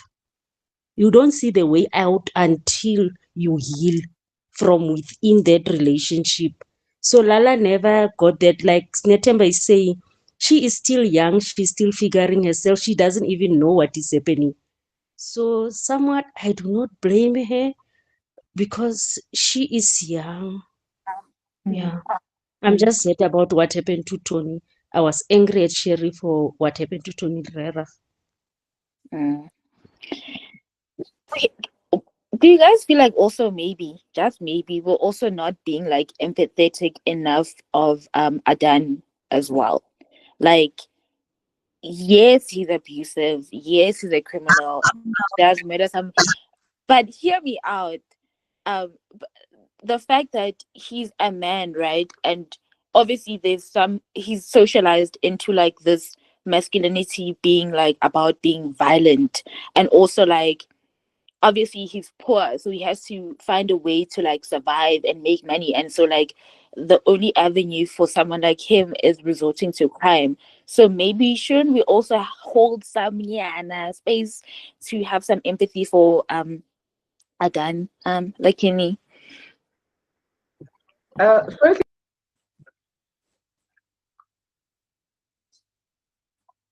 oh, I'm on mute, sorry. So I think of all the characters, he had the most more normal, like healthier upbringing, like his relationship with his mother and how protective she was with him. So no, but the way that he's written in the book, right? He's a psychopath. It's very clear from when he's a child. He has no emotions at all. He wants to attack animals, and I think it's very. I'm not a psychologist, but the way he was written is really, for me, felt not even like on the spectrum of narcissism, like in the middle, but he's a psychopath. And he says when he does things, he feels nothing. And those are classic signs of a psychopath.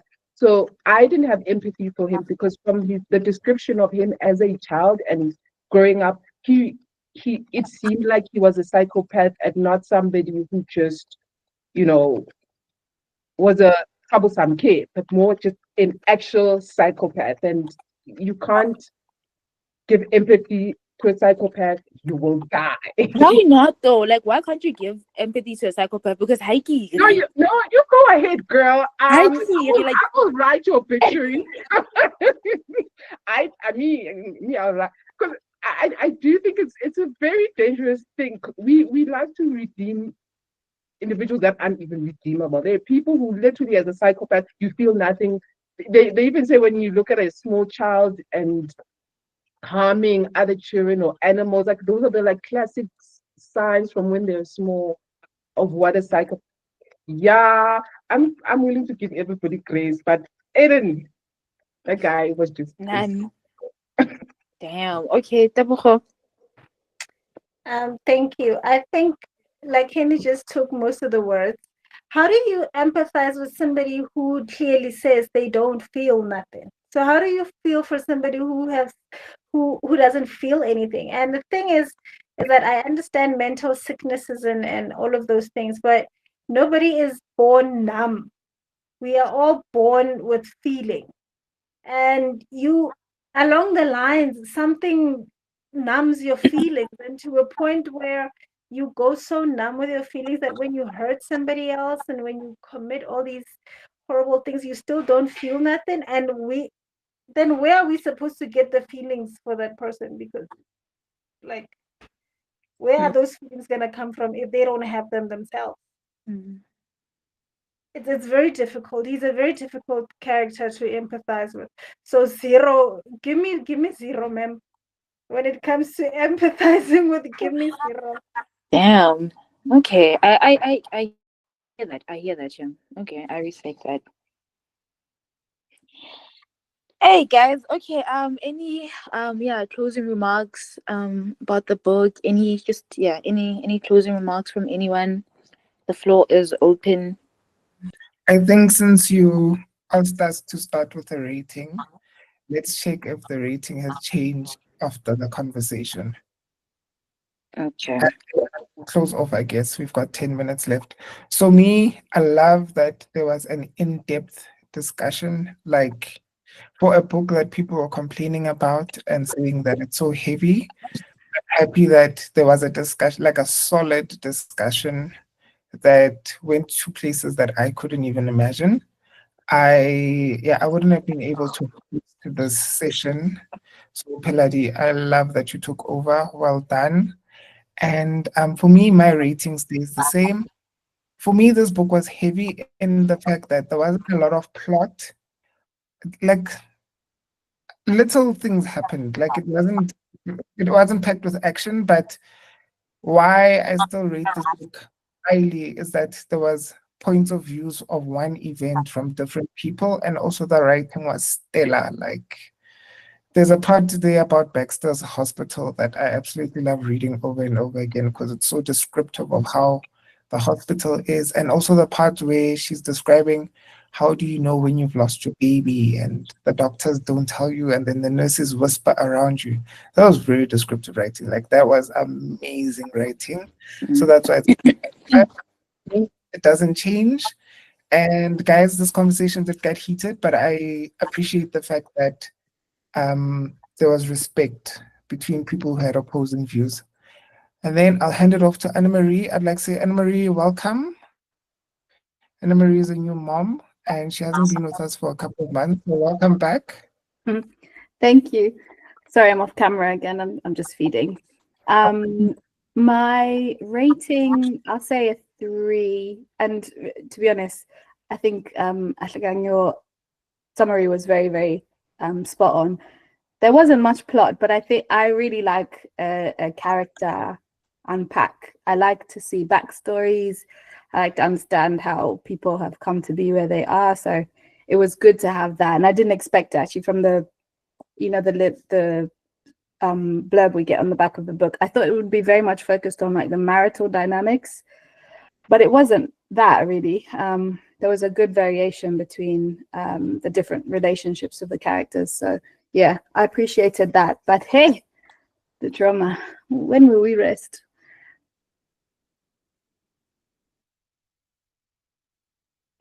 Esther.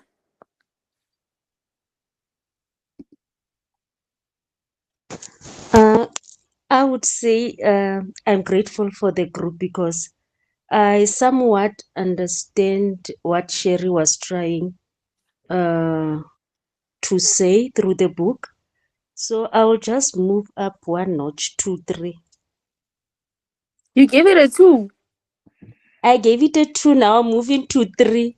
I don't want to be excited or excite you guys too much. Okay, Unia? Unia, you stayed throughout the whole conversation. I hope we didn't spoil it for you. No, you didn't spoil it for me. So I'm thinking I'm still giving it a 5-star. I'll finish it and update in the group. Amazing. Thank you. Flora. I'm still undecided because of the trauma, but the writing was beautiful. So I'm still undecided. Just on that point, guys, I feel like after this let's write in the group books from African Lit or POC that do not have trauma. I would like to see that list. Yes, let's do that. Aziko, like any, but people complain about trauma. I mean, I'm born because I think on the radio today they said that the books I had chosen had sort of like a similar theme, right? Like there's 3 different books, but the same themes echo. And I told them about Titi Dangarimba saying how she got the title of the book of nervous conditions, where she spoke about a study that she was reading or something that says the native is constantly in a nervous state.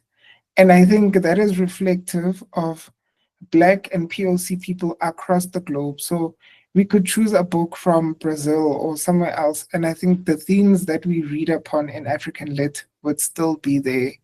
So guys, happy books that don't have trauma, please share them so you can see this list. Next, Gugu.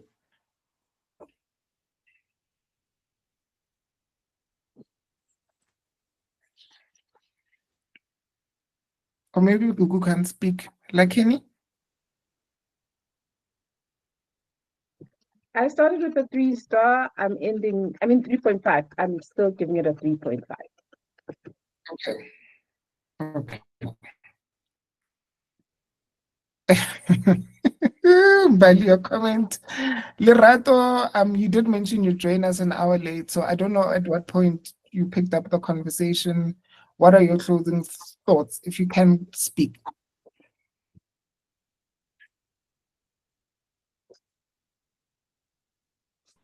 Hi guys, I hope you're all doing well. I came in late, a bit late, so yeah, I can't comment. I don't want to comment, but I enjoyed the conversation and the commentary about the book. For me, I just love trauma. I don't want to lie. I feel like we can't write anything other than trauma. Maybe later on, we'll, as that people will be able to release books that are maybe more like a rom-com, stuff like that, romance, and more like Daniel Steele kind of books. But for now, I enjoy them. I don't want to lie. Thank you. Did you get a chance to read this one?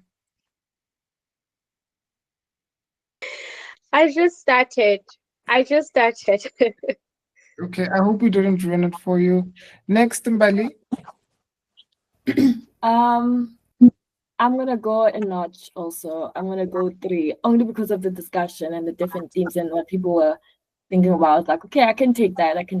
So I can appreciate, the themes that were highlighted in the book. And of course, the writing for me is what got it at 2.5. Really enjoyed the writing. I could read anything else by the author that is not a sequel to this book. Also, just at on the issue of trauma, guys, we never know what we're signing up for when we buy these books sometimes, or when we vote for these books. So it's just, yeah, let's go with the flow. I'm wary of us going in a different route, and then the next thing we are there, and then we are like, yeah, let's go back to the trauma. Was much better than discussing, how spicy was it? No, but I don't think.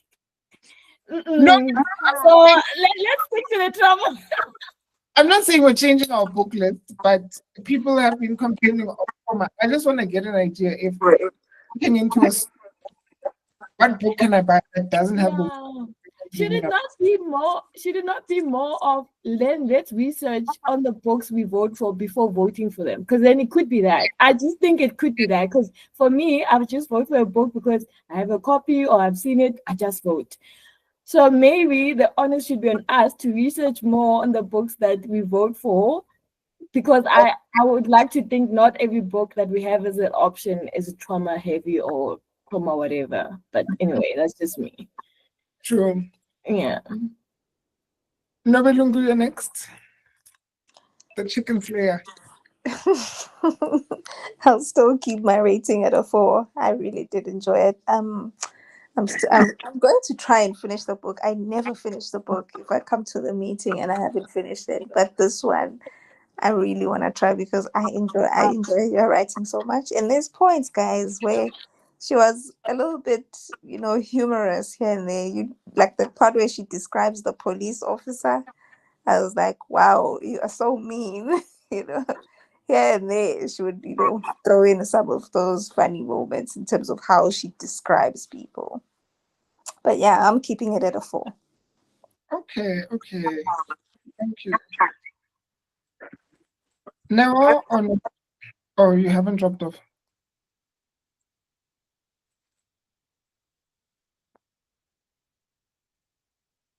Or maybe you can't speak as Natemba.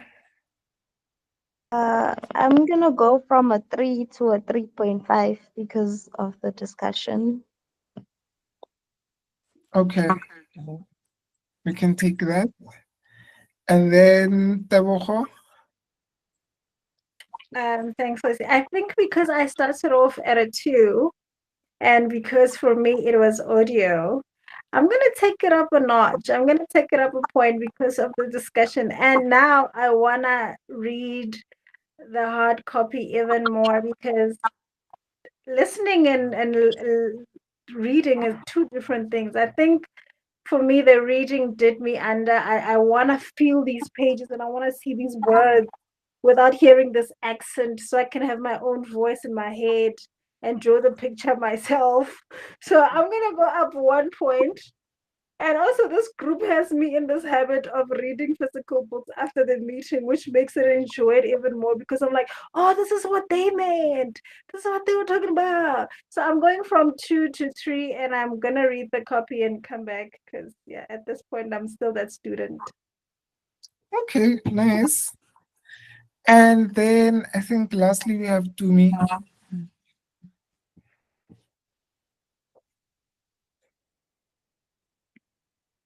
If you can speak to me.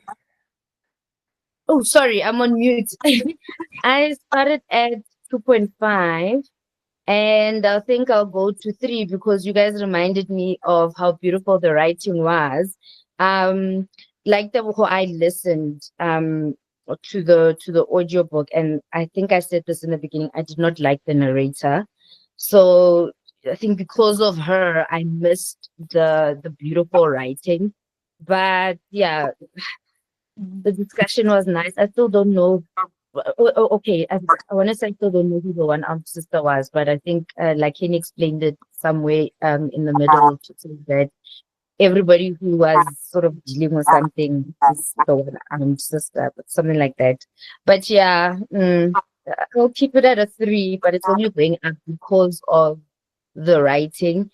And also, I want to agree. I think it was Netemba who said that we didn't give Lala um the I think you used the word great, but yeah, I also empathized a lot with Lala. I did not feel the way you guys felt about her, but yeah, and I think she's the reason why I gave it 2.5, but I'll go to 3 because of the writing and the discussion. Amazing. I think everybody has spoken. Pelagie also gave your closing thoughts. Wait, my closing thought is that I'm gonna go from a 5 to a 4 because I'm realizing now that I don't like the way that she wrote Adan's character, because if we're going to talk about like people that are abusive and all of those things, most of them are not psychopaths or sociopaths. So I feel like had Adan's character had like more, like made him more human, as opposed to, okay, we can just chalk up his violence to being he's a monster, he's terrible, and then that justifies everything or explains everything. Yeah, so in retrospect I'm gonna give it a 4, but I loved the book. I love everything about it, and yeah, that's basically my closing thoughts. Awesome. Thank you so much for hosting us, Peladi. You know, every time I see your name, I just think of Mommy Club, and I'm like, Okay. "Ke Peladi, very cool," you know. But thank you for hosting us. Hopefully you stay, guys. I think over the last, this is our 19th meeting. We've kept like a consistent group of people who come over every month to talk about the book. We're just missing Coney here, and then the pack will be finished. Okay, 3 things before I close off. I know we're running out of time, but we started a little bit later, so please give me a few moments. Number 1, Tebogo, your book is coming out soon. right? Yes, my book is coming out, and after being in this discussion twice, I am scared of you guys. I am Is that why you terrified of haven't shared you in guys. is that why you haven't shared in the group? I'm like, here are 200 and something potential pre-orders. Why are you not advertising? You know? You guys tear these books apart, okay? I think they will take you to a corner and be like, okay, yeah, this line, I didn't like it because 1, 2, 3. But it's not a book club read. The day we get together for my book, I'm not coming. I'm dizzy. You guys. You must Like a certain come. author You must we know. come. You must come. It won't be as bad if you're present, hey? That's She wants to do what that other author did to No, us. she mustn't do that because then she No, gives I'll us definitely share more the room. information. Wait, who's this But yeah, author? Who's the I'm author? scared of you guys. Yeah, I'm scared of you guys are gonna be like, this character was not giving. Wait, tell us more about the book though. What is it about? Fiction, Yes, tell us. non-fiction? It's really based on true events. I have went through, and we've been complaining about trauma. I've reached the threshold of trauma in my life, and I write about it as honestly as I possibly can, because I also believe that we still live in a society where a lot of these things that I've been through are still happening, especially where traditional healing and all of those things are concerned. So I'm that person who was told, don't do it, don't say anything, and I said, watch me. so so I'm definitely gonna share the information. Thank you for your support in advance. Thanks for putting me on the spot, Kgosi. I really, really appreciate you. Guys, if you've got anything, if you've got a TikTok, if you've got a YouTube, whatnot, that's book related or movie, just share it in the group. You've got an audience, you've got a community. Yeah, so I was just like, why are you not sharing in the group? Here are pre-orders, here's money, girl, that's gonna come to you for your book.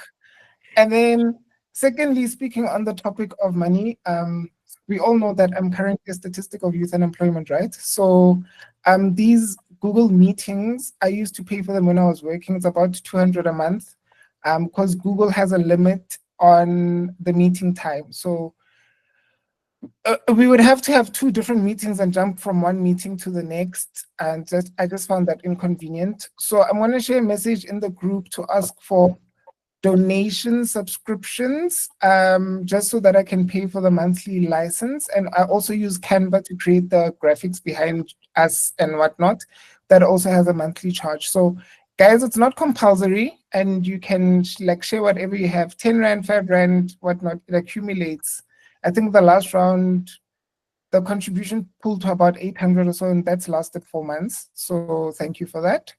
If we could get a year subscription, that would be great, but it all depends on everybody's pockets and financial situations. And then lastly, if you are on this live and you haven't subscribed to the YouTube channel, come on, please subscribe to the YouTube channel. I've been trying to grow the numbers. It's so hard. But our book club discussions are hosted on YouTube Live and any other things that I record. Like if I go to the radio, I put the recordings there because I can't put the whole thing on TikTok. It's too long.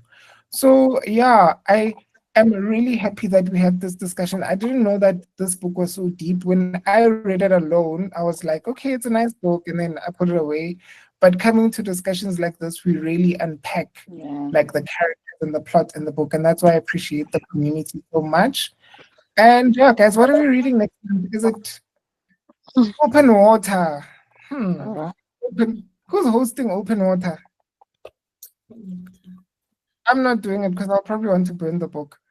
But yeah, if anybody's keen to host Open Water and unpack the poetry for us, yeah.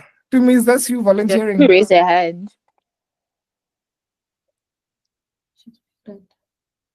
Tumi Wabua. I'm volunteering for Open Water. I don't even know what the book is about, but I'm volunteering. Yeah, I don't think it doesn't have a lot of trauma. I've read it. It's not I don't think it's a No. trauma. Mm. Wait, Okay, cool. wait, no, July is. Oh, I'll confirm. I'll confirm in the group whichever one is next because I really Yeah, no, the next book is Open Water. It is the and next then book. tomorrow. Okay. Okay, all right. So Tumi is down for Open Water. We're meeting next month, second Sunday of the month. Second Sunday, it doesn't change. And then this coming Sunday, we're doing the movie club. So if anybody is also part of that, don't forget. And yeah, oh, Lakini. But you can catch up with it on YouTube. And so yeah. Guys, thank you for sharing your Sunday evening with me. Today has been a long day of book clubs and talking about books. So thank you, thank you, thank you. And I'll see you guys on the socials. Thank you for having Peladi. Thank you. You did an amazing job. Yeah, and thank you guys for engaging. I really enjoyed. I really enjoyed this. Thank you, Peladi. Bye guys. Bye. Bye. Bye. Bye, Tumi. Bye. Bye, Bye. guys.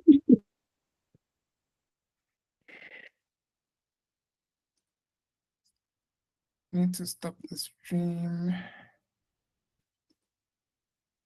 Recording. Stop recording. Need to stop the live. Stop streaming. And then